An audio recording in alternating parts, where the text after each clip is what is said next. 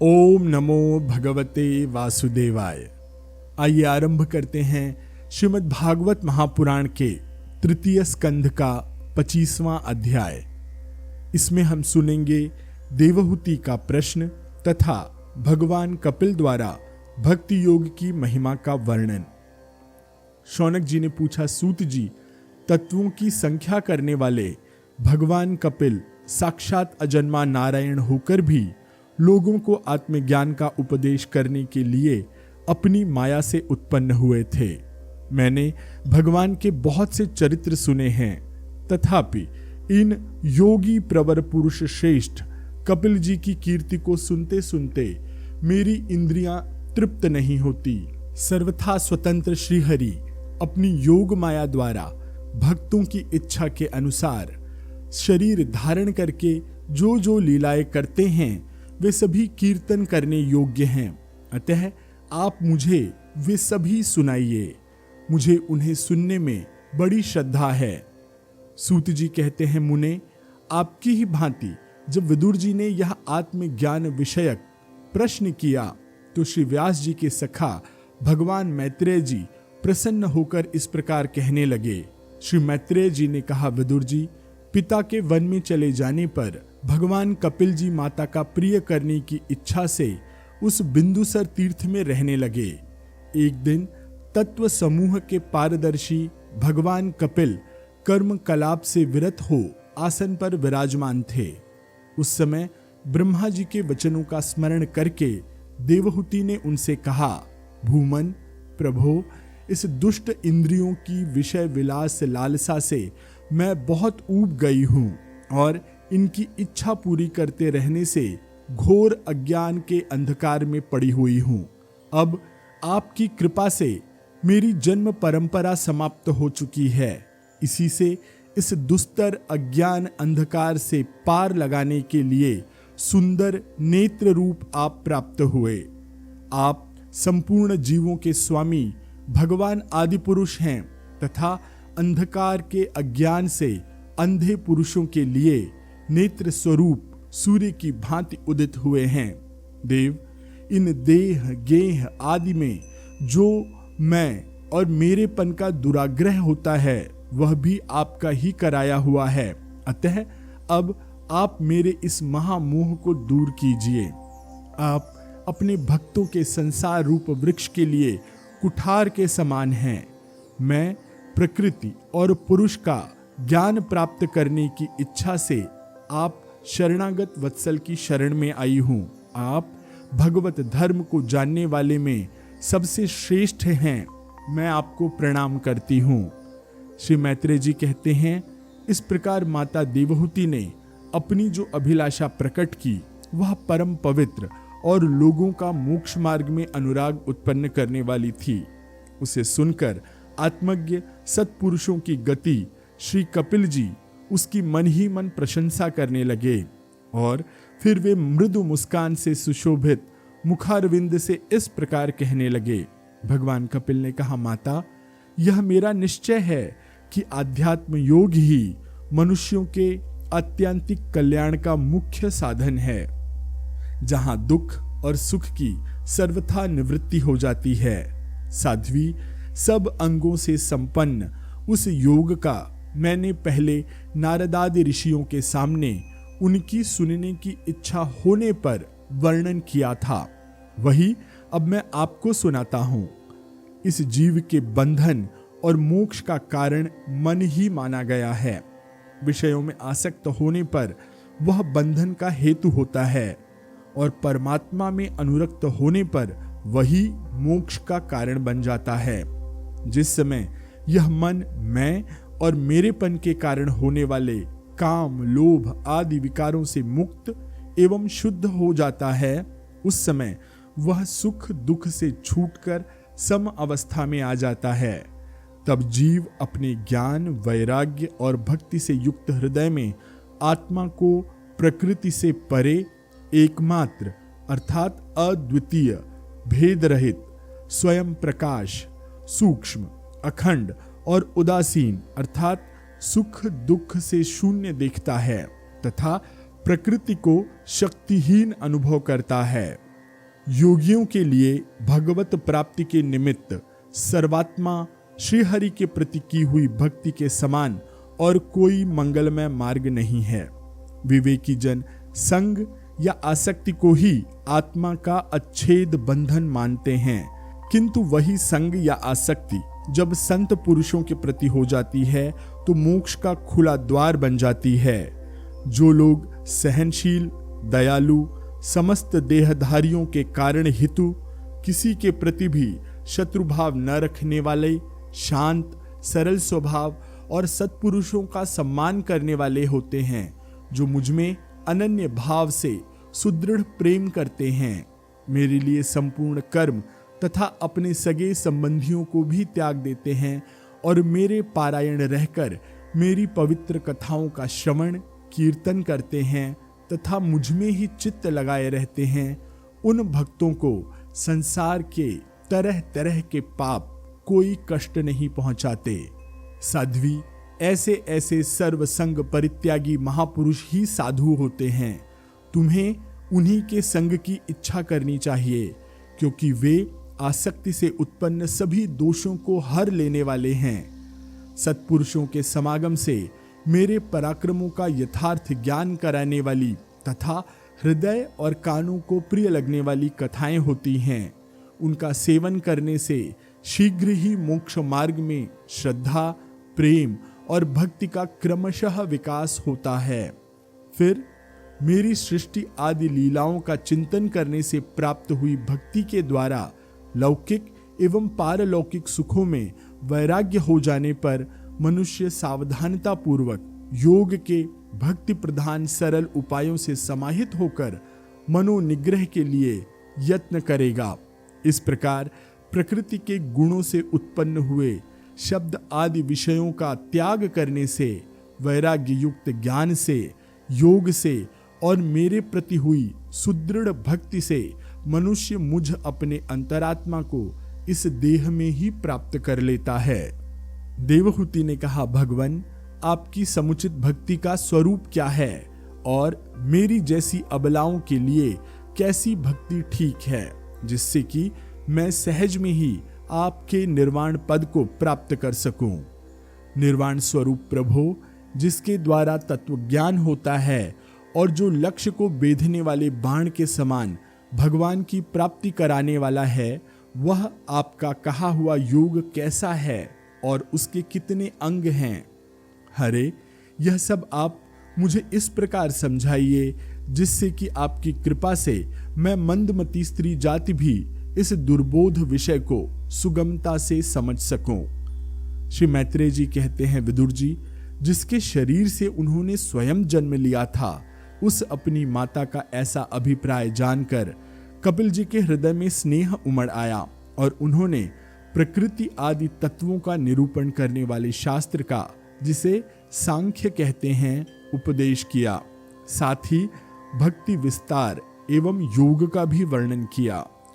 श्री भगवान ने कहा, माता, जिसका चित्त एकमात्र भगवान में ही लग गया है, ऐसे मनुष्य की वेद विहित कर्मों में लगी हुई तथा विषयों का ज्ञान कराने वाली अर्थात कर्मेंद्रिय और ज्ञानेंद्रिय दोनों प्रकार की इंद्रियों की जो सत्वमूर्ति श्रीहरि के प्रति स्वाभाविक प्रवृत्ति है, वही भगवान की अहेतुकी भक्ति है।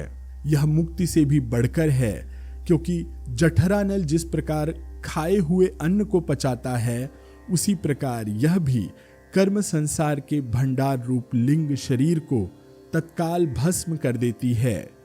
मेरी चरण सेवा में प्रीति रखने वाले और मेरी ही प्रसन्नता के लिए समस्त कार्य करने वाले कितने ही बड़भागी भक्त, जो एक दूसरे से मिलकर प्रेम पूर्वक मेरे ही पराक्रमों की चर्चा किया करते हैं, मेरे साथ एकाकी भाव अर्थात सायुज्य मोक्ष की भी इच्छा नहीं करते। माँ, वे साधुजन अरुण नयन एवं मनोहर मुखारविंद से युक्त मेरे परम सुंदर और वरदायक दिव्य रूपों की झांकी करते हैं और उनके साथ सप्रेम संभाषण भी करते हैं, जिसके लिए बड़े बड़े तपस्वी भी लालायित रहते हैं। दर्शनीय अंग प्रत्यंग, उदार हास विलास, मनोहर चितवन और सुमधुर वाणी से युक्त मेरे उन रूपों की माधुरी में उनका मन और इंद्रिय फंस जाती है। ऐसी मेरी भक्ति न चाहने पर भी उन्हें परम पद की प्राप्ति करा देती है। अविद्या की निवृत्ति हो जाने पर यद्यपि वे मुझ मायापति के सत्यादि लोकों की भोग संपत्ति भक्ति की प्रवृत्ति के पश्चात स्वयं प्राप्त होने वाली अष्ट सिद्धि तथा वैकुंठ लोक के भगवदीय ऐश्वर्य की भी इच्छा नहीं करते, तथापि मेरे धाम में पहुंचने पर उन्हें ये सब विभूतियां स्वयं ही प्राप्त हो जाती हैं, जिनका एकमात्र मैं ही प्रिय आत्मा, पुत्र, मित्र, गुरु, सुहृद और इष्ट देव हूं। वे ही आश्रय में रहने वाले भक्तजन शांतिमय वैकुंठ धाम में पहुंचकर किसी प्रकार भी इन दिव्य भोगों से रहित नहीं होते और न उन्हें मेरा कालचक्र ही ग्रस सकता है। माताजी, जो लोग इहलोक, परलोक और इन दोनों लोकों में साथ जाने वाले वासनामय लिंग देह को तथा शरीर से संबंध रखने वाले जो धन, पशु एवं गृह आदि पदार्थ हैं, उन सबको और अन्यान्य संग्रहों को भी छोड़कर अनन्य भक्ति से सब प्रकार मेरा ही भजन करते हैं, उन्हें मैं मृत्यु रूप संसार सागर से पार कर देता हूँ। मैं साक्षात भगवान हूँ, प्रकृति और पुरुष का भी प्रभु हूँ तथा समस्त प्राणियों का आत्मा हूँ। मेरे सिवा और किसी का आश्रय लेने से मृत्यु रूप महाभय से छुटकारा नहीं मिल सकता। मेरे भय से यह वायु चलती है, मेरे भय से सूर्य तपता है, मेरे भय से इंद्र वर्षा करता है और अग्नि जलती है तथा मेरे ही भय से मृत्यु अपने कार्य में प्रवृत्त होता है। योगी जन ज्ञान वैराग्य युक्त भक्ति योग के द्वारा शांति प्राप्त करने के लिए मेरे निर्भय चरण कमलों का आश्रय लेते हैं। संसार में मनुष्य के लिए सबसे बड़ी कल्याण प्राप्ति यही है कि उसका चित्त तीव्र भक्ति योग के द्वारा मुझ में लगकर स्थिर हो जाए। इसी के साथ अध्याय 25वां यहां पर पूरा होता है।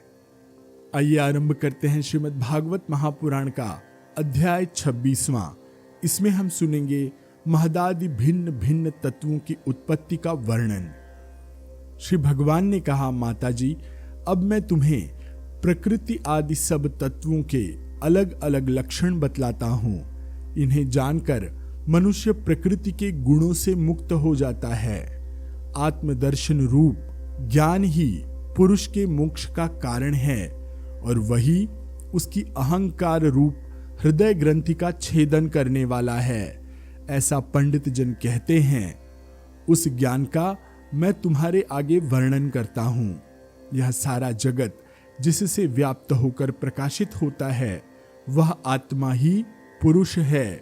वह अनादि, निर्गुण, प्रकृति से परे, अंतःकरण में स्फुरित होने वाला और स्वयं प्रकाश है। उस सर्वव्यापक पुरुष ने अपने पास लीला विलास पूर्वक आई हुई अव्यक्त और त्रिगुणात्मिका वैष्णवी माया को स्वेच्छा से स्वीकार कर लिया है। लीला पारायण प्रकृति अपने सत्वादि गुणों द्वारा उन्हीं के अनुरूप प्रजा की सृष्टि करने वाली है। यह देख पुरुष ज्ञान को आच्छादित करने वाली उसकी आवरण शक्ति से मोहित हो गया है, अपने स्वरूप को भूल गया है। इस प्रकार अपने से भिन्न प्रकृति को ही अपना स्वरूप समझ लेने से पुरुष प्रकृति के गुणों द्वारा किए जाने वाले कर्मों में अपने को ही कर्ता मानने लगता है। इस कर्तृत्वाभिमान से ही अकर्ता, स्वाधीन, साक्षी और आनंद स्वरूप पुरुष को जन्म मृत्यु रूप बंधन एवं परतंत्रता की प्राप्ति होती है। कार्य रूप शरीर, कारण रूप इंद्रिय तथा कर्ता रूप इंद्रियाधिष्ठात्र देवताओं में पुरुष जो अपनेपन का आरोप कर लेता है, उसमें पंडित जन प्रकृति को ही कारण मानते हैं तथा वास्तव में प्रकृति से परे होकर भी जो प्रकृतिस्थ हो रहा है, उस पुरुष को सुख दुखों के भोगने में कारण मानते हैं। देवहूति ने कहा, पुरुषोत्तम, इस विश्व के स्थूल सूक्ष्म कार्य जिनके स्वरूप हैं तथा जो इसके कारण हैं, उन प्रकृति और पुरुष का लक्षण भी आप मुझसे कहिए।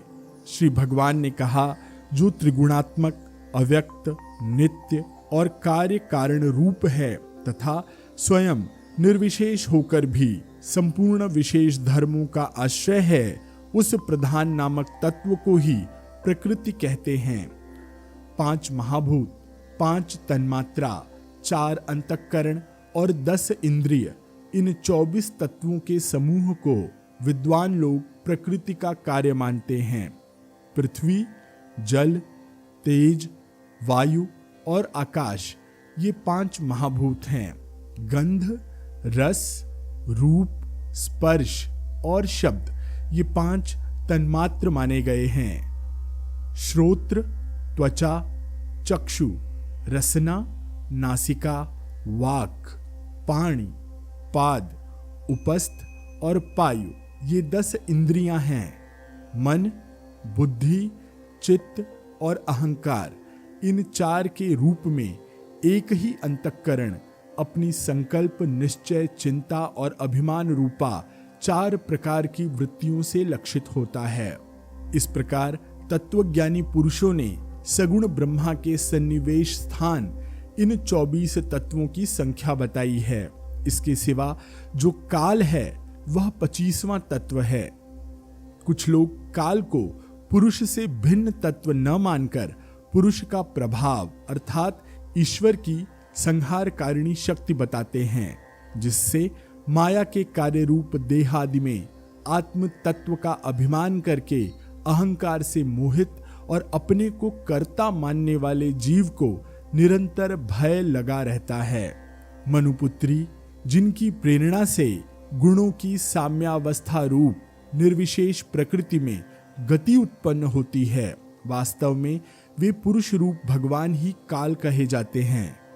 इस प्रकार जो अपनी माया के द्वारा सब प्राणियों के भीतर जीव रूप से और बाहर काल रूप से व्याप्त है, वे भगवान ही 25वें तत्व हैं। जब परम पुरुष परमात्मा ने जीवों के अदृष्ट वक्ष शोभ को प्राप्त हुई संपूर्ण जीवों की उत्पत्ति स्थान रूपा अपनी माया में चिच्छति रूप वीर्य स्थापित किया, तो उससे तेजोमय महत्त्व उत्पन्न हुआ। लय, विक्षेप आदि रहित तथा जगत के अंकुर रूप इस महत्त्व ने अपने में स्थित विश्व को प्रकट करने के लिए अपने स्वरूप को आच्छादित करने वाले प्रलयकालीन अंधकार को अपने ही तेज से पी लिया। जो सत्व गुणमय, स्वच्छ, शांत और भगवान की उपलब्धि का स्थान रूप चित्त है, वही महत्त्व है और उसी को वासुदेव कहते हैं। जिस प्रकार पृथ्वी आदि अन्य पदार्थों के संसर्ग से पूर्व जल और स्वाभाविक अर्थात फेन, तरंग आदि रहित अवस्था में अत्यंत स्वच्छ, विकार शून्य एवं शांत है, उसी प्रकार अपनी स्वाभाविकी अवस्था की दृष्टि से स्वच्छ तत्व, अविकारी तत्व और शांत तत्व ही वृत्तियों सहित चित्त का लक्षण कहा गया है। तदनंतर भगवान की वीर्य रूप चित्त शक्ति से उत्पन्न हुए महत्त्व के विकृत होने पर उससे क्रिया शक्ति प्रधान अहंकार उत्पन्न हुआ। वह वैकारिक, तेजस और तामस भेद से 3 प्रकार का है। उसी से क्रमशः मन, इंद्रियों और 5 महाभूतों की उत्पत्ति हुई। इस भूत, इंद्रिय और मन रूप अहंकार को ही पंडित जन साक्षात संकर्षण नामक सहस्त्र सिर वाले अनंत देव कहते हैं। इस अहंकार का देवता रूप से कर्तृत्व, इंद्रिय रूप से करणत्व और पंचभूत रूप से कार्यत्व लक्षण हैं तथा सत्वादि गुणों के संबंध में शांतत्व, घोरत्व और मूढ़त्व भी इसी के लक्षण हैं। उपरुक्त 3 प्रकार के अहंकार में से वैकारिक अहंकार के विकृत होने पर उससे मन हुआ, जिसके संकल्प विकल्पों से कामनाओं की उत्पत्ति होती है। यह मनस्तत्व ही इंद्रियों के अधिष्ठाता अनिरुद्ध के नाम से प्रसिद्ध है। योगी जन शरतकालीन नील कमल के समान श्याम वर्ण वाले इन अनिरुद्ध जी को शयनय शयनय मन को वशीभूत करके आराधना करते हैं। साध्वी, फिर तेजस अहंकार में विकार होने पर उससे बुद्धि तत्व उत्पन्न हुआ। वस्तु का स्फुरण रूप विज्ञान और इंद्रियों के व्यापार में सहायक होना, पदार्थों का विशेष ज्ञान करना, ये बुद्धि के कार्य हैं। वृत्तियों के भेद से संशय, विपर्यय अर्थात विपरीत ज्ञान, निश्चय, स्मृति और निद्रा भी बुद्धि के ही लक्षण हैं। यह बुद्धि तत्व ही प्रद्युम्न है। इंद्रियां भी तेजस अहंकार का ही कार्य है। कर्म और ज्ञान के विभाग से उनके कर्मेंद्रिय और ज्ञानेंद्रिय दो भेद हैं। इनमें कर्म प्राण की शक्ति है और ज्ञान बुद्धि की।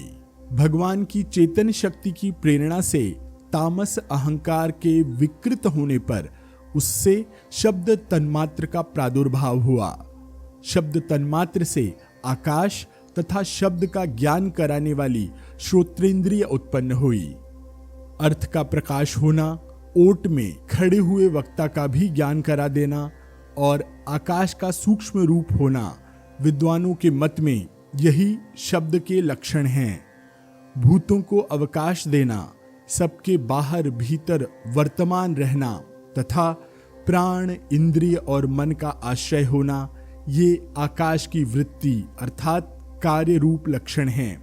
फिर शब्द तन्मात्र के कार्य आकाश में काल गति से विकार होने पर स्पर्श तन्मात्र हुआ और उससे वायु तथा स्पर्श का ग्रहण कराने वाली त्वगेंद्रिय अर्थात त्वचा उत्पन्न हुई।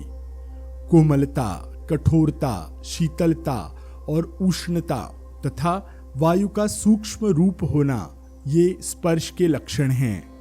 वृक्ष की शाखा आदि को हिलाना, तृणादि को इकट्ठा कर देना, सर्वत्र पहुंचना, गंधादि युक्त द्रव्य को घृणांद्र इंद्रियों के पास तथा शब्द को श्रोत्रेंद्रिय के समीप ले जाना तथा समस्त इंद्रियों को कार्य शक्ति देना, ये वायु की प्रवृत्ति के लक्षण हैं। तदनंतर दैव की प्रेरणा से स्पर्श तन्मात्र विशिष्ट वायु के विकृत होने पर उससे रूप तन्मात्र हुआ तथा उससे तेज और रूप को उपलब्ध कराने वाली नेत्रेंद्रिय का प्रादुर्भाव हुआ। साध्वी वस्तु के आकार का बोध कराना, गौण होना, द्रव्य के अंग रूप से प्रतीत होना, द्रव्य का जैसा आकार, प्रकार और परिमाण आदि हो उसी रूप में उपलक्षित होना तथा तेज का स्वरूप भूत होना, ये सब रूप तन्मात्र की वृत्तियां हैं।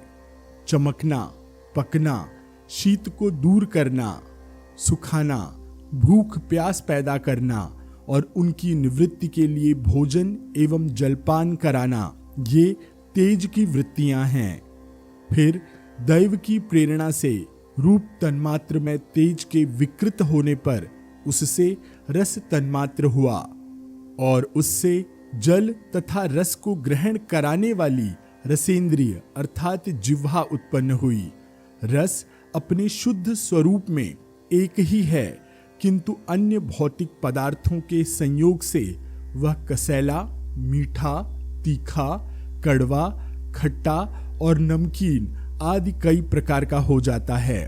गीला करना, मिट्टी आदि को पिंड बना देना, तृप्त करना, जीवित रखना, प्यास बुझाना, पदार्थों को मृदु करना, ताप की निवृत्ति करना और कूप आदि में से निकाल लिए जाने पर भी वहां बार बार पुनः प्रकट हो जाना, ये जल की वृत्तियां हैं। इसके पश्चात दैव प्रेरित रस स्वरूप जल के विकृत होने पर उससे गंध तन्मात्र हुआ और उससे पृथ्वी तथा गंध को ग्रहण कराने वाली घ्राणेंद्रिय प्रकट हुई। गंध एक ही है, तथापि परस्पर मिले हुए द्रव्य भागों की न्यूनता या अधिकता से वह मिश्रित गंध, दुर्गंध, सुगंध, मृदु, तीव्र और आम्ल अर्थात खट्टा आदि अनेक प्रकार का हो जाता है। प्रतिमादि रूप से ब्रह्म की साकार भावना का आश्रय होना, जल आदि कारण तत्वों से भिन्न किसी दूसरे आश्रय की अपेक्षा किए बिना ही स्थित रहना, जल आदि अन्य पदार्थों को धारण करना, आकाश आदि अवच्छेदक होना अर्थात घटाकाश, मठाकाश आदि भेदों को सिद्ध करना तथा परिणाम विशेष से संपूर्ण प्राणियों के स्त्रीत्व और पुरुषत्व आदि गुणों को प्रकट करना, ये पृथ्वी के कार्य रूप लक्षण हैं। आकाश का विशेष गुण शब्द, जिसका विषय है वह श्रोत्रेंद्रिय है। वायु का विशेष गुण स्पर्श, जिसका विषय है वह त्वगेंद्रिय है। तेज का विशेष रूप गुण, जिसका विषय है वह नेत्रेंद्रिय है। जल का विशेष गुण रस, जिसका विषय है वह रसेंद्रिय है। और पृथ्वी का विशेष गुण गंध, जिसका विषय है उसे घ्राणेंद्रिय कहते हैं। वायु आदि कार्य तत्वों में आकाश आदि कारण तत्वों के रहने से उनके गुण भी अनुगत देखे जाते हैं। इसलिए समस्त महाभूतों के गुण शब्द स्पर्श रूप रस गंध केवल पृथ्वी में ही पाए जाते हैं। जब महत्तत्व अहंकार और पंचभूत, ये 7 तत्व परस्पर मिल न सके, पृथक पृथक ही रह गए, तब जगत के आदि कारण श्री नारायण ने काल अदृष्ट और सत्वादि गुणों के सहित उनमें प्रवेश किया। फिर परमात्मा के प्रवेश से क्षुब्ध और आपस में मिले हुए उन तत्वों से एक जल अंड उत्पन्न हुआ। उस अंड से इस विराट पुरुष की अभिव्यक्ति हुई। इस अंड का नाम विशेष है। इसी के अंतर्गत श्रीहरि के स्वरूपभूत 14 भुवनों का विस्तार है। यह चारों ओर से क्रमशः एक दूसरे से 10 गुने जल, अग्नि, वायु, आकाश, अहंकार और महत्तत्व, इन 6 आवरणों से घिरा हुआ है। इन सब के बाहर 7वां आवरण प्रकृति का है। कारणमय जल में स्थित उस तेजोमय अंड से उठकर उस विराट पुरुष ने पुनः उसमें प्रवेश किया और फिर उसमें कई प्रकार के छिद्र किए। सबसे पहले उसमें मुख प्रकट हुआ, उसके वाक इंद्रियां, और उसके अनंतर वाक का अधिष्ठान अग्नि उत्पन्न हुआ। फिर नाक के छिद्र अर्थात नथुने प्रकट हुए, उनसे प्राण सहित घ्राणेंद्रिय उत्पन्न हुई। घ्राण के बाद उसका अधिष्ठाता वायु उत्पन्न हुआ। तत्पश्चात नेत्र गोलक प्रकट हुआ, उनसे चक्षु इंद्रिय प्रकट हुई और उसके अनंतर उसका अधिष्ठाता सूर्य उत्पन्न हुआ। फिर कानों के छिद्र प्रकट हुए, उनसे उनकी इंद्रिय श्रोत्र और उसके अभिमानी दिग्देवता प्रकट हुए। इसके बाद उस विराट पुरुष के त्वचा उत्पन्न हुई, उससे रोम, मूछ, दाढ़ी तथा सिर के बाल प्रकट हुए और उनके बाद त्वचा की अभिमानी औषधियां, अन्न आदि उत्पन्न हुई। इसके पश्चात लिंग प्रकट हुआ, उससे वीर्य, और वीर्य के बाद लिंग का अभिमानी आपोदेव अर्थात जल उत्पन्न हुआ। फिर गुदा प्रकट हुई, उससे अपान वायु, और अपान के बाद उसका अभिमानी लोकों को भयभीत करने वाला मृत्यु देवता उत्पन्न हुआ। तदनंतर हाथ प्रकट हुए, उनसे बल, और बल के बाद हस्तेंद्रिय का अभिमानी इंद्र उत्पन्न हुआ। फिर चरण प्रकट हुए, उनसे गति अर्थात गमन की क्रिया, और फिर पादेंद्रिय का अभिमानी विष्णु देवता उत्पन्न हुआ।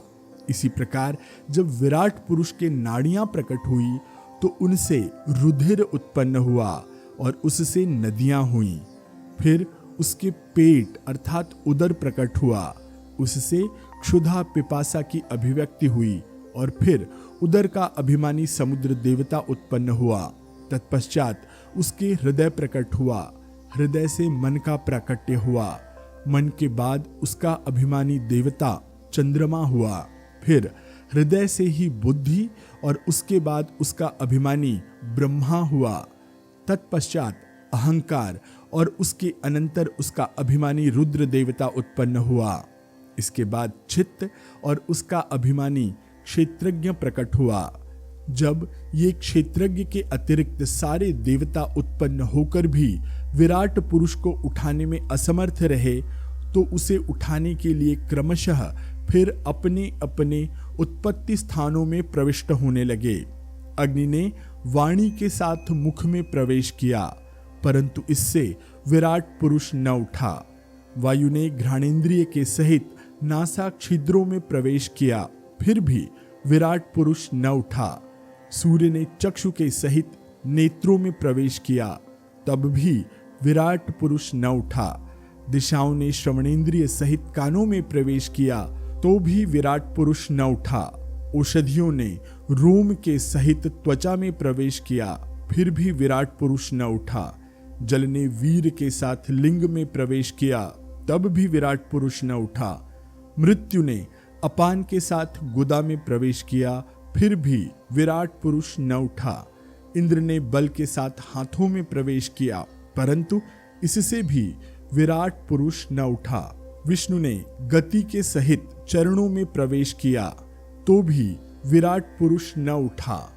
नदियों ने रुधिर के सहित नाड़ियों में प्रवेश किया, तब भी विराट पुरुष न उठा। समुद्र ने क्षुधा पिपासा के सहित उदर में प्रवेश किया, फिर भी विराट पुरुष न उठा। चंद्रमा ने मन के सहित हृदय में प्रवेश किया, तो भी विराट पुरुष न उठा। ब्रह्मा ने बुद्धि के सहित हृदय में प्रवेश किया, तब भी विराट पुरुष न उठा। रुद्र ने अहंकार के सहित उसी हृदय में प्रवेश किया, तो भी विराट पुरुष न उठा। किंतु जब चित्त के अधिष्ठाता क्षेत्रज्ञ ने चित्त के सहित हृदय में प्रवेश किया, तो विराट पुरुष उसी समय जल से उठकर खड़ा हो गया। जिस प्रकार लोक में प्राण, इंद्रिय, मन और बुद्धि आदि चित्त के अधिष्ठाता क्षेत्रज्ञ की सहायता के बिना सोए हुए प्राणी को अपने बल से नहीं उठा सकते, उसी प्रकार विराट पुरुष को भी वे क्षेत्रज्ञ परमात्मा के बिना नहीं उठा सके। अतः भक्ति, वैराग्य और चित्त की एकाग्रता से प्रकट हुए ज्ञान के द्वारा उस अंतरात्म स्वरूप क्षेत्रज्ञ को इस शरीर में स्थित जानकर उसका चिंतन करना चाहिए। इसी के साथ अध्याय 26वां यहाँ पर पूरा होता है। आइए आरंभ करते हैं श्रीमद् भागवत महापुराण के तृतीय स्कंद का 27वां अध्याय। इसमें हम सुनेंगे प्रकृति पुरुष के विवेक से मोक्ष प्राप्ति का वर्णन। श्री भगवान कहते हैं, माता जी, जिस तरह जल में प्रतिबिंबित सूर्य के साथ जल के शीतलता, चंचलता आदि गुणों का संबंध नहीं होता, उसी प्रकार प्रकृति के कार्य शरीर में स्थित रहने पर भी आत्मा वास्तव में उसके सुख दुख आदि धर्मों से लिप्त नहीं होता, क्योंकि वह स्वभाव से निर्विकार, अकर्ता और निर्गुण है। किंतु जब वही प्राकृत गुणों से अपना संबंध स्थापित कर लेता है, तब अहंकार से मोहित होकर मैं करता हूं ऐसा मानने लगता है। उस अभिमान के कारण वह देह के संसर्ग से किए हुए पुण्य और पाप रूप कर्मों के दोष से अपनी स्वाधीनता और शांति खो बैठता है तथा उत्तम, मध्यम और नीच योनियों में उत्पन्न होकर संसार चक्र में घूमता रहता है। जिस प्रकार स्वप्न में भय, शोक आदि का कोई कारण न होने पर भी स्वप्न के पदार्थों में आस्था हो जाने के कारण दुख उठाना पड़ता है, उसी प्रकार भय, शोक, अहम, मम एवं जन्म मरण आदि रूप संसार की कोई सत्ता न होने पर भी अविद्यावश विषयों का चिंतन करते रहने से जीव का संसार चक्र कभी निवृत्त नहीं होता। इसलिए बुद्धिमान मनुष्य को उचित है कि वह असन्मार्ग अर्थात विषय चिंतन में फंसे हुए चित्त को तीव्र भक्ति योग और वैराग्य के द्वारा धीरे धीरे अपने वश में लावे। यमादि योग साधनों के द्वारा श्रद्धापूर्वक अभ्यास, चित्त को बारंबार एकाग्र करते हुए मुझ में सच्चा भाव रखने, मेरी कथा श्रवण करने, समस्त प्राणियों में समभाव रखने, किसी से वैर न करने, आसक्ति के त्याग, ब्रह्मचर्य, मौन, व्रत और बलिष्ठ अर्थात भगवान को समर्पित किए हुए स्वधर्म से जिसे ऐसी स्थिति प्राप्त हो गई है कि प्रारब्ध के अनुसार जो कुछ मिल जाता है उसी में संतुष्ट रहता है, परिमित भोजन करता है, सदा एकांत में रहता है, शांत स्वभाव है, सबका मित्र है, दयालु और धैर्यवान है, प्रकृति और पुरुष के वास्तविक स्वरूप के अनुभव से प्राप्त हुए तत्वज्ञान के कारण स्त्री पुरुष आदि संबंधियों के सहित इस देह में मैं और मेरेपन का मिथ्या अभिनिवेश नहीं करता, बुद्धि की जागृत आदि अवस्थाओं से भी अलग हो गया है तथा परमात्मा के सिवा और कोई वस्तु नहीं देखता, वह आत्मदर्शी मुनि नेत्रों से सूर्य को देखने की भांति अपने शुद्ध अंतःकरण द्वारा परमात्मा का साक्षात्कार कर उस अद्वितीय ब्रह्मपद को प्राप्त हो जाता है, जो देहादि संपूर्ण उपाधियों से पृथक अलग अहंकार आदि मिथ्या वस्तुओं में सत्य रूप से भासने वाला जगत कारण भूता प्रकृति का अधिष्ठान महदादि कार्य वर्ग का प्रकाशक और कार्य कारण रूप संपूर्ण पदार्थों में व्याप्त है। जिस प्रकार जल में पड़ा हुआ सूर्य का प्रतिबिंब दीवाल पर पड़े हुए अपने आभास के संबंध से देखा जाता है और जल में दिखने वाले प्रतिबिंब से आकाश स्थित सूर्य का ज्ञान होता है, उसी प्रकार वैकारिक आदि भेद से तीन प्रकार का अहंकार देह, इंद्रिय और मन में स्थित अपने प्रतिबिंबों से लक्षित होता है। फिर सत परमात्मा के प्रतिबिंब युक्त उस अहंकार के द्वारा सत्य ज्ञान स्वरूप परमात्मा का दर्शन होता है, जो सुसुप्ति के समय निद्रा से शब्दादि भूत सूक्ष्म इंद्रिय और मन बुद्धि आदि के अव्याकृत में लीन हो जाने पर स्वयं जागता रहता है और सर्वथा अहंकार शून्य है। जागृत अवस्था में यह आत्मा भूत सूक्ष्म आदि दृश्य वर्ग के दृष्टा रूप में स्पष्टतया अनुभव में आता है, किंतु सुषुप्ति के समय अपने उपाधिभूत अहंकार का नाश होने से वह भ्रमवश अपने को नष्ट हुआ मान लेता है। और जिस प्रकार धन का नाश हो जाने पर मनुष्य अपने को भी नष्ट हुआ मानकर अत्यंत व्याकुल हो जाता है, उसी प्रकार वह भी अत्यंत विवश होकर नष्टवत हो जाता है। माताजी, इन सब बातों का मनन करके विवेकी पुरुष अपने आत्मा का अनुभव कर लेता है, जो अहंकार के सहित संपूर्ण तत्वों का अधिष्ठान और प्रकाशक है। देवहूति ने पूछा, प्रभु, पुरुष और प्रकृति दोनों ही नित्य और एक दूसरे के आश्रय से रहने वाले हैं, इसलिए प्रकृति तो पुरुष को कभी छोड़ ही नहीं सकती। ब्रह्मन जिस प्रकार गंध और पृथ्वी तथा रस और जल की पृथक पृथक अलग अलग स्थिति नहीं हो सकती, उसी प्रकार पुरुष और प्रकृति भी एक दूसरे को छोड़कर नहीं रह सकते। अतः जिनके आश्रय से अकर्ता पुरुष को यह कर्म बंधन प्राप्त हुआ है, उन प्रकृति के गुणों के रहते हुए उसे कैवल्य पद कैसे प्राप्त होगा?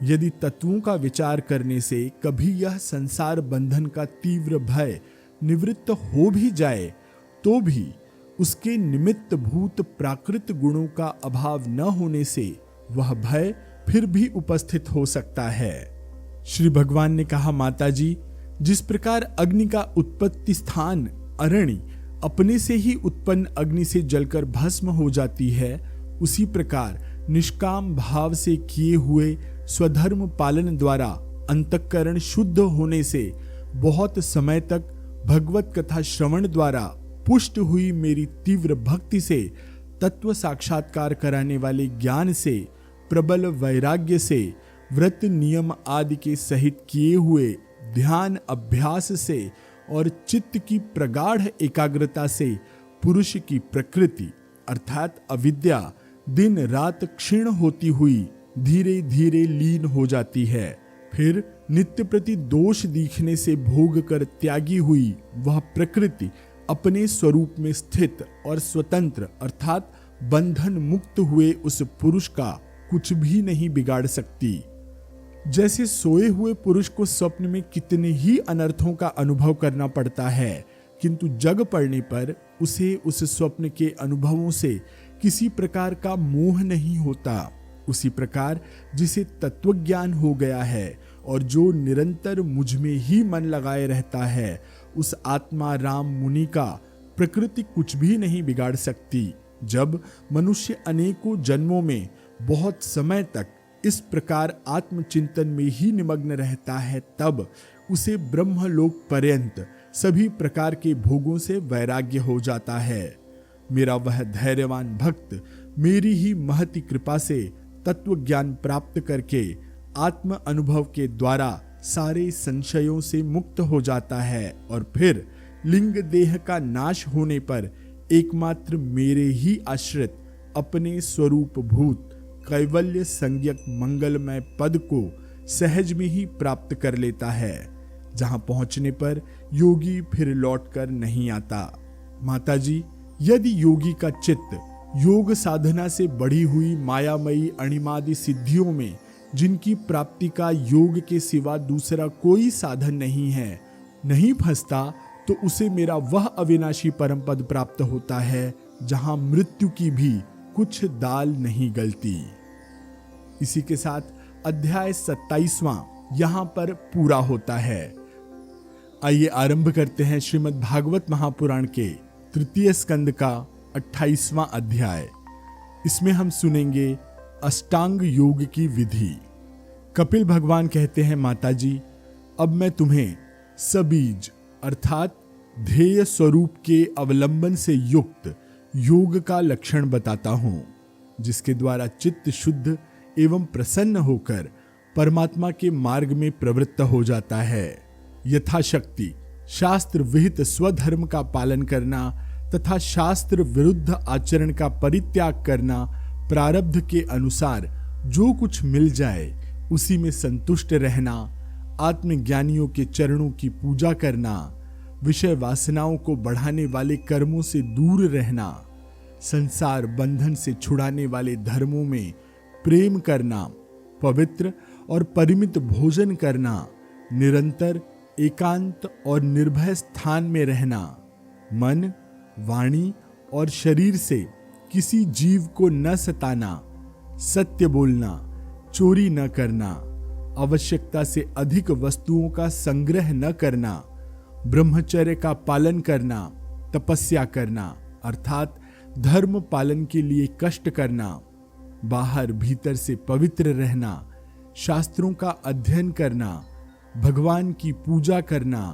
वाणी का संयम करना, उत्तम आसनों का अभ्यास करके स्थिरता पूर्वक बैठना, धीरे धीरे प्राणायाम के द्वारा श्वास को जीतना, इंद्रियों को मन के द्वारा विषयों से हटाकर अपने हृदय में ले जाना, मूलाधार आदि किसी एक केंद्र में मन के सहित प्राणों को स्थिर करना, निरंतर भगवान की लीलाओं का चिंतन और चित्त को समाहित करना, इनसे तथा व्रत दान आदि दूसरे साधनों से भी सावधानी के साथ प्राणों को जीतकर बुद्धि के द्वारा अपने कुमार्गगामी दुष्ट चित्त को धीरे धीरे एकाग्र करें, परमात्मा के ध्यान में लगावें।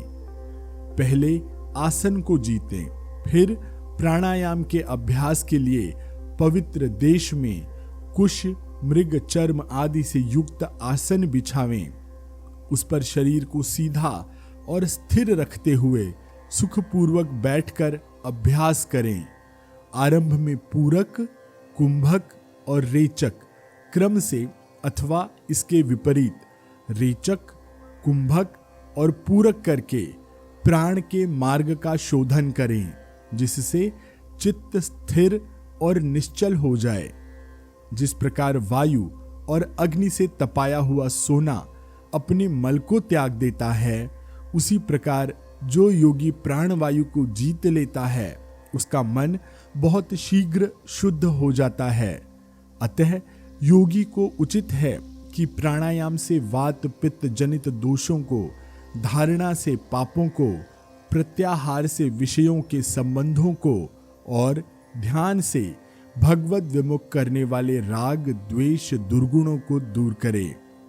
जब योग का अभ्यास करते करते चित्त निर्मल और एकाग्र हो जाए, तब नासिका के अग्रभाग में दृष्टि जमाकर इस प्रकार भगवान की मूर्ति का ध्यान करें। भगवान का मुख कमल आनंद से प्रफुल्ल है, नेत्र कमल कोश के समान रत्नारे हैं, शरीर नील कमल दल के समान श्याम है, हाथों में शंख, चक्र और गदा धारण किए हैं। कमल की केसर के समान पीला रेशमी वस्त्र पहने हैं। वक्षस्थल में श्री वत्स चिन्ह हैं और गले में कौस्तुभ मणि झिलमिला रही है। वनमाला चरणों तक लटकी हुई है, जिसके चारों ओर भौरे सुगंध से मतवाले होकर मधुर गुंजार कर रहे हैं। अंग प्रत्यंग में महामूल्य हार, कंकण, किरीट, भुजबंद और नूपुर आदि आभूषण विराजमान हैं। कमर में करधनी की लड़ियां उसकी शोभा बढ़ा रही हैं। भक्तों के हृदय कमल ही उनके आसन हैं। उनका दर्शनीय श्याम सुंदर स्वरूप अत्यंत शांत एवं मन को और नैनों को आनंदित करने वाला है। उनकी अति सुंदर किशोर अवस्था है। वे भक्तों पर कृपा करने के लिए आतुर हो रहे हैं। बड़ी मनोहर झांकी है। भगवान सदा संपूर्ण लोकों से वंदित हैं। उनका पवित्र यश परम कीर्तनीय है और वे राजा बलि आदि परम यशस्वियों के भी यश को बढ़ाने वाले हैं। इस प्रकार श्री नारायण देव का संपूर्ण अंगों के सहित तब तक ध्यान करें जब तक चित्त वहां से हटे नहीं। भगवान की लीलाएं बड़ी दर्शनीय हैं, अतः रुचि के अनुसार खड़े हुए, चलते हुए, बैठे हुए, पौढ़े हुए अथवा अंतर्यामी रूप में स्थित हुए उनके स्वरूप का विशुद्ध भावयुक्त चित्त से चिंतन करें। इस प्रकार योगी जब यह अच्छी तरह देख ले कि भगवत विग्रह में चित्त की स्थिति हो गई, तब वह उनके समस्त अंगों में लगे हुए चित्त को विशेष रूप से एक एक अंग में लगावें। भगवान के चरण कमलों का ध्यान करना चाहिए।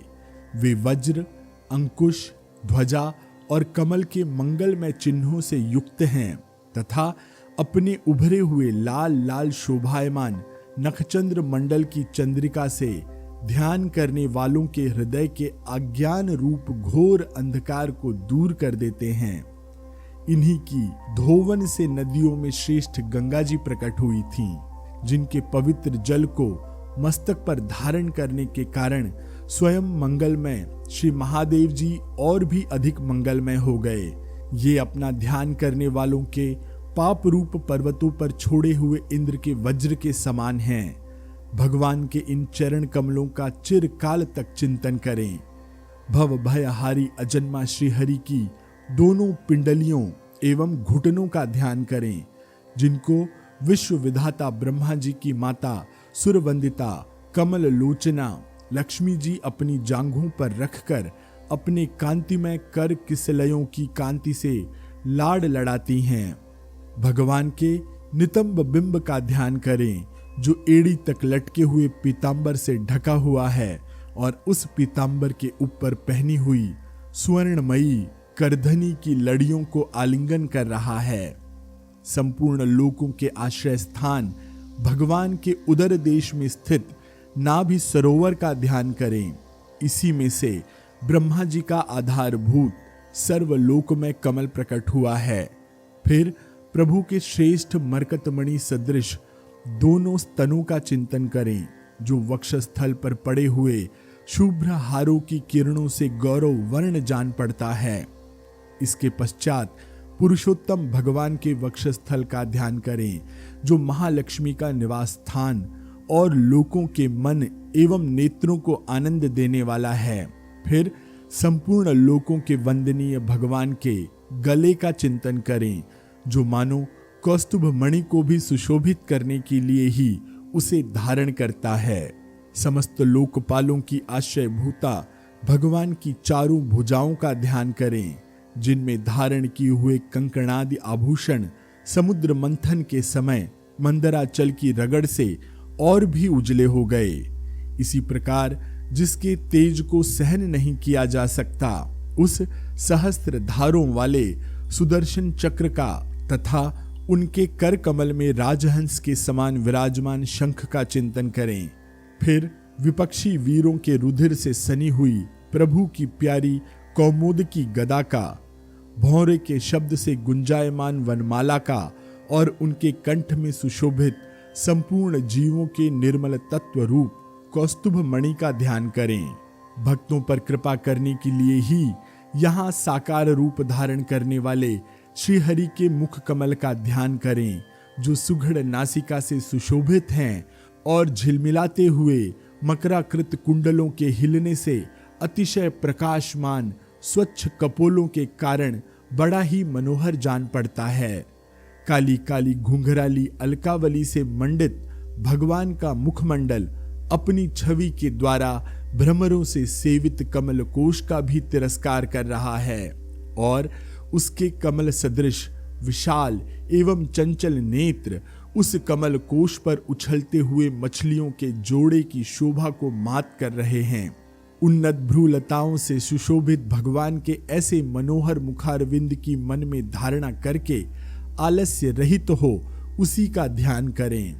हृदय गुहा में चिरकाल तक भक्ति भाव से भगवान के नेत्रों की चितवन का ध्यान करना चाहिए, जो कृपा से और प्रेम भरी मुस्कान से क्षण क्षण अधिकाधिक बढ़ती रहती है, विपुल प्रसाद की वर्षा करती रहती है और भक्तजनों के अत्यंत घोर तीनों तापों को शांत करने के लिए प्रकट हुई है।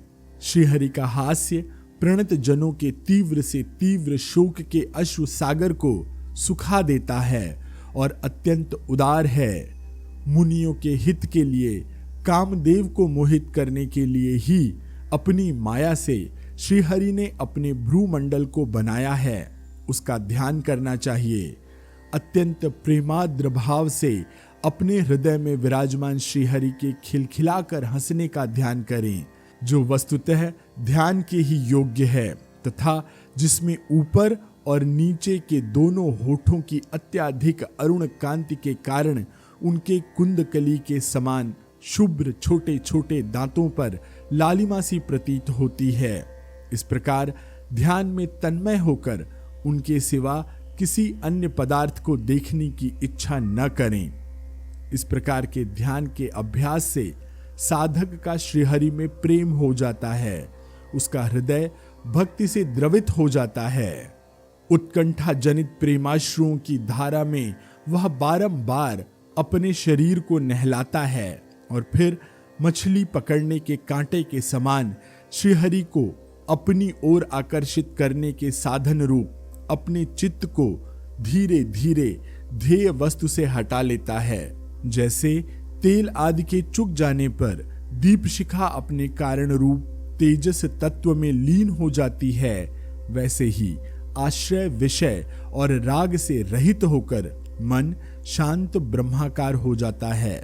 इस अवस्था के प्राप्त होने पर जीव गुण प्रवाह रूप देहादि उपाधि के निवृत्त हो जाने के कारण ध्याता ध्येय आदि विभाग से रहित एक अखंड परमात्मा को ही सर्वत्र अनुगत देखता है।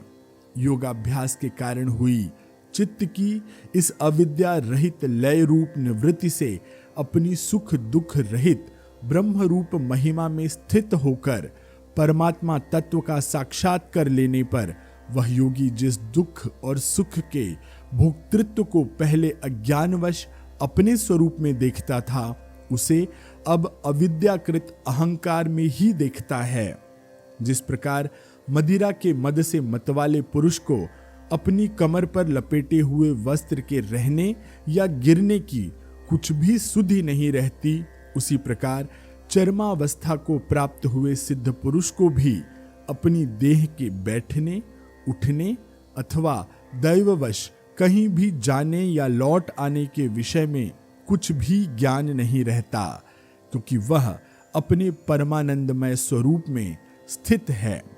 उसका शरीर तो पूर्व जन्म के संस्कारों के अधीन है, अतः जब तक उसका आरंभक प्रारब्ध शेष है तब तक वह इंद्रियों के सहित जीवित रहता है, किंतु जिसे समाधि पर्यंत योग की स्थिति प्राप्त हो गई है और जिसने परमात्म तत्व को भी भली भांति जान लिया है, वह सिद्ध पुरुष पुत्र कलत्रादि के सहित इस शरीर को स्वप्न में प्रतीत होने वाले शरीरों के समान फिर स्वीकार नहीं करता, फिर उसमें अहमता ममता नहीं करता। जिस प्रकार अत्यंत स्नेह के कारण पुत्र और धनादि में साधारण जीवों की आत्मबुद्धि रहती है, किंतु थोड़ा सा विचार करने से ही वे उनसे स्पष्टतया अलग दिखाई देते हैं। उसी प्रकार जिन्हें अपना आत्मा मान बैठा है, उन देहादि से भी उनका साक्षी पुरुष पृथक हो जाता है। जिस प्रकार जलती हुई लकड़ी से, चिंगारी से, स्वयं अग्नि से ही प्रकट हुए धुएं से तथा अग्नि रूप मानी जाने वाली उस जलती हुई लकड़ी से भी अग्नि वास्तव में पृथक ही है, अलग ही है, उसी प्रकार भूत, इंद्रिय और अंतःकरण से उनका साक्षी आत्मा अलग है तथा जीव कहलाने वाले उस आत्मा से भी ब्रह्म भिन्न है और प्रकृति से उसके संचालक पुरुषोत्तम भिन्न है।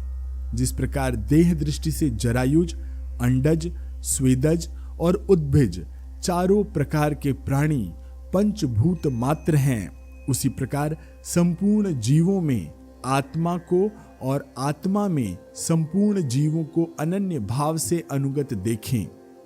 जिस प्रकार एक ही अग्नि अपने पृथक पृथक आश्रयों में उनकी विभिन्नता के कारण भिन्न भिन्न आकार का दिखाई देता है, उसी प्रकार देव, मनुष्य आदि शरीरों में रहने वाला एक ही आत्मा अपने आश्रयों के गुण भेद के कारण भिन्न भिन्न प्रकार का भासता है।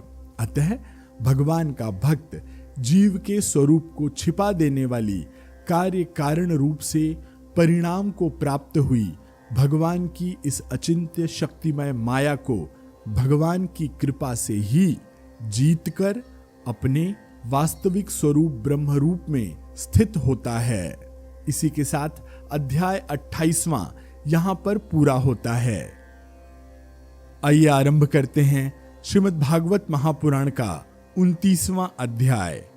इस अध्याय में हम सुनेंगे भक्ति का मर्म और काल की महिमा। देवहूति ने पूछा, प्रभो, प्रकृति, पुरुष और महत्त्व आदि जैसा लक्षण सांख्य शास्त्र में कहा गया है तथा जिसके द्वारा उनका वास्तविक स्वरूप अलग अलग जाना जाता है और भक्ति योग ही जिसका प्रयोजन कहा जाता है, वह आपने मुझे बताया। अब कृपा करके भक्ति योग का मार्ग मुझे विस्तार पूर्वक बताइए। इसके सिवा जीवों की जन्म मरण रूपा अनेक प्रकार की गतियों का भी वर्णन कीजिए, जिनके सुनने से जीव को सब प्रकार की वस्तुओं से वैराग्य हो जाता है, जिसके भय से लोग शुभ कर्मों में प्रवृत्त होते हैं और जो ब्रह्मादि का भी शासन करने वाला है। उस सर्वसमर्थ काल का स्वरूप भी आप मुझसे कहिए।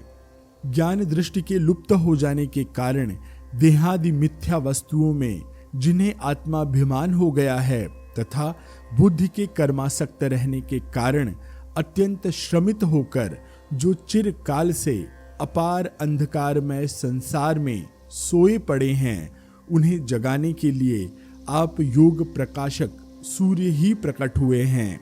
श्री मैत्रेय जी कहते हैं, कुरुश्रेष्ठ विदुर जी, माता के ये मनोहर वचन सुनकर महामुनि कपिल जी ने उनकी प्रशंसा की और जीवों के प्रति दया से द्रवीभूत हो बड़ी प्रसन्नता के साथ उनसे इस प्रकार बोले। श्री भगवान ने कहा, माता जी, साधकों के भाव के अनुसार भक्ति योग का अनेक प्रकार से प्रकाश होता है, क्योंकि स्वभाव और गुणों के भेद से मनुष्यों के भाव में भी विभिन्नता आ जाती है।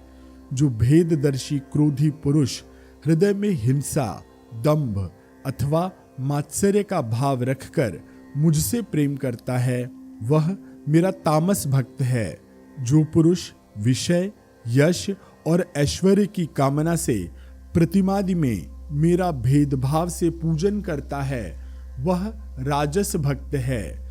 जो व्यक्ति पापों का क्षय करने के लिए, परमात्मा को अर्पण करने के लिए और पूजन का कर्तव्य है, इस बुद्धि से मेरा भेदभाव से पूजन करता है, वह सात्विक भक्त है।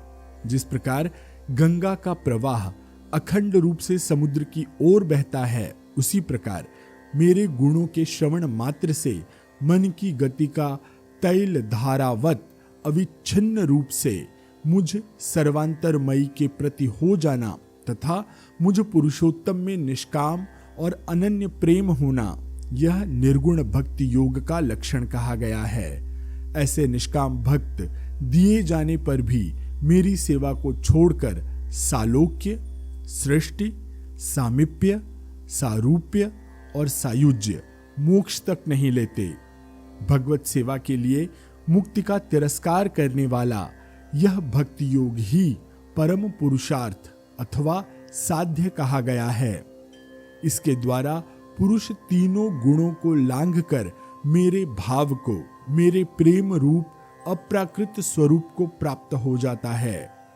निष्काम भाव से श्रद्धापूर्वक अपने नित्य नैमित्तिक कर्तव्यों का पालन कर नित्य प्रति हिंसा रहित उत्तम क्रिया योग का अनुष्ठान करने, मेरी प्रतिमा का दर्शन, स्पर्श, पूजा, स्तुति और वंदना करने, प्राणियों में मेरी भावना करने, धैर्य और वैराग्य के अवलंबन, महापुरुषों का मान, दीनों पर दया और समान स्थिति वालों के प्रति मित्रता का व्यवहार करने, यम नियमों का पालन, आध्यात्म शास्त्रों का श्रवण और मेरे नामों का उच्च स्वर से कीर्तन करने से तथा मन की सरलता, सत्पुरुषों के संग और अहंकार के त्याग से मेरे धर्मों का अर्थात भागवत धर्मों का अनुष्ठान करने वाले भक्त पुरुष का चित्त अत्यंत शुद्ध होकर मेरे गुणों के श्रवण मात्र से अनायास ही मुझ में लग जाता है।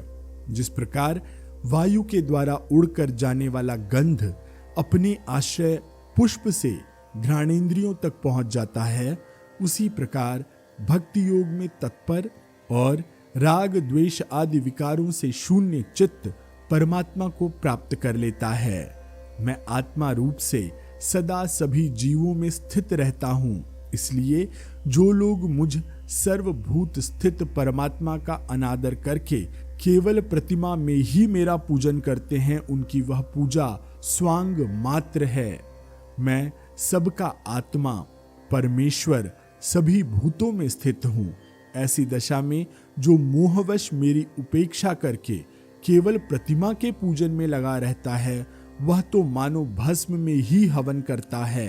जो भेददर्शी और अभिमानी पुरुष, जो दूसरे जीवों के साथ वैर बांधता है और इस प्रकार उनके शरीरों में विद्यमान मुझ आत्मा से ही द्वेष करता है, उसके मन को कभी शांति नहीं मिल सकती। माताजी, जो दूसरे जीवों का अपमान करता है, वह बहुत सी घटिया बढ़िया सामग्रियों से अनेक प्रकार के विधि विधान के साथ मेरी मूर्ति का पूजन भी करे तो भी मैं उससे प्रसन्न नहीं हो सकता। मनुष्य अपने धर्म का अनुष्ठान करता हुआ तब तक मुझ ईश्वर की प्रतिमा आदि में पूजा करता रहे, जब तक उसके अपने हृदय में एवं संपूर्ण प्राणियों में स्थित परमात्मा का अनुभव न हो जाए। जो व्यक्ति आत्मा और परमात्मा के बीच में थोड़ा सा भी अंतर करता है, उस भेददर्शी को मैं मृत्यु रूप से महान भय उत्पन्न करता हूँ। अतः संपूर्ण प्राणियों के भीतर घर बनाकर उन प्राणियों के ही रूप में स्थित मुझ परमात्मा का यथा योग्य दान, मान, मित्रता के व्यवहार तथा समदृष्टि के द्वारा पूजन करना चाहिए। माताजी, पाषाण आदि अचेतनों की अपेक्षा वृक्षादि जीव श्रेष्ठ हैं, उनमें सांस लेने वाले प्राणी श्रेष्ठ हैं, उनमें भी मन वाले प्राणी उत्तम और उनसे इंद्रिय की वृत्तियों से युक्त प्राणी श्रेष्ठ हैं। सेंद्रिय प्राणियों में भी केवल स्पर्श का अनुभव करने वालों की अपेक्षा रस का ग्रहण कर सकने वाले मत्स्य आदि उत्कृष्ट हैं तथा रसवेत्ताओं की अपेक्षा गंध का अनुभव करने वाले जैसे भ्रमर आदि और गंध का ग्रहण करने वाले से भी शब्द का ग्रहण करने वाले जैसे सर्प आदि श्रेष्ठ हैं। उनसे भी रूप का अनुभव करने वाले अर्थात काक आदि उत्तम हैं और उनकी अपेक्षा जिनके ऊपर नीचे दोनों ओर दांत होते हैं वे जीव श्रेष्ठ हैं। उनमें भी बिना पैरों वालों से बहुत से चरणों वाले श्रेष्ठ हैं तथा बहुत चरणों वाले से 4 चरणों वाले और 4 चरणों वाले से भी 2 चरणों वाले मनुष्य श्रेष्ठ हैं। मनुष्यों में भी 4 वर्ण श्रेष्ठ हैं, उनमें भी ब्राह्मण श्रेष्ठ है। ब्राह्मणों में वेद को जानने वाला उत्तम है और वेद्यज्ञों में भी वेद का तात्पर्य जानने वाला श्रेष्ठ है। तात्पर्य जानने वालों से संशय निवारण करने वाले, उनसे भी अपने वर्णाश्रमोचित धर्म का पालन करने वाले तथा उनसे भी आसक्ति का त्याग और अपने धर्म का निष्काम भाव से आचरण करने वाले श्रेष्ठ हैं। उनकी अपेक्षा भी जो लोग अपने संपूर्ण कर्म, उनके फल तथा अपने शरीर को भी मुझे ही अर्पण करके भेदभाव छोड़कर मेरी उपासना करते हैं, वे श्रेष्ठ हैं। इस प्रकार मुझे ही चित्त और कर्म समर्पण करने वाले अकर्ता और समदर्शी पुरुष से बढ़कर मुझे कोई अन्य प्राणी नहीं दिखता। अतः मानकर कि जीव रूप अपने अंश से साक्षात भगवान ही सब में अनुरत हैं, इन समस्त प्राणियों को बड़े आदर के साथ मन से प्रणाम करें। माताजी, इस प्रकार मैंने तुम्हारे लिए भक्ति योग और अष्टांग योग का वर्णन किया। इनमें से एक का भी साधन करने से जीव परम पुरुष भगवान को प्राप्त कर सकता है।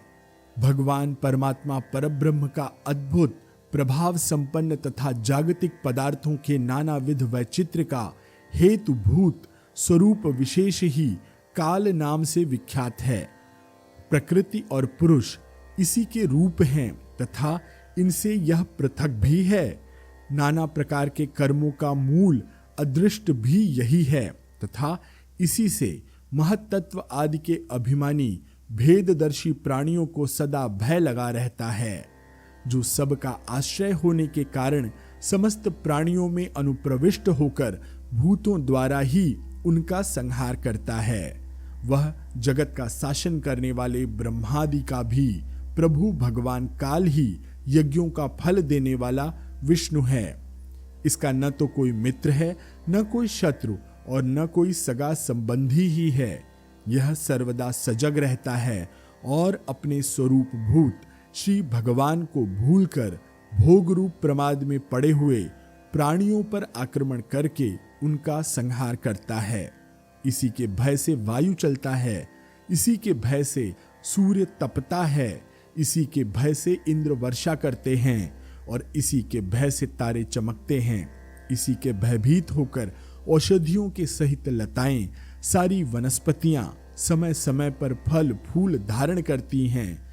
इसी के डर से नदियां बहती हैं और समुद्र अपनी मर्यादा से बाहर नहीं जाता। इसी के भय से अग्नि प्रज्वलित होती है और पर्वतों के सहित पृथ्वी जल में नहीं डूबती। इसी के शासन से यह आकाश जीवित है, प्राणियों के श्वास प्रश्वास के लिए अवकाश देता है। महत्तत्व अहंकार रूप शरीर का 7 आवरणों से युक्त ब्रह्मांड के रूप में विस्तार करता है। इस काल के ही भय से सत्व आदि गुणों के नियामक विष्णु आदि देवगण, जिनके अधीन यह सारा चराचर जगत है, अपने जगत रचना आदि कार्यों में युग क्रम से तत्पर रहते हैं।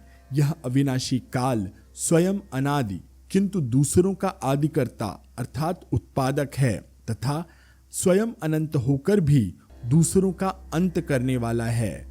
यह पिता से पुत्र की उत्पत्ति कराता हुआ सारे जगत की रचना करता है और अपनी संहार शक्ति मृत्यु के द्वारा यमराज को भी मरवा कर इसका अंत कर देता है। इसी के साथ अध्याय 29वां यहाँ पर पूरा होता है। शेष कथा अगले अंक में। मैं आशीष पी मिश्रा आपसे आज्ञा लेता हूँ।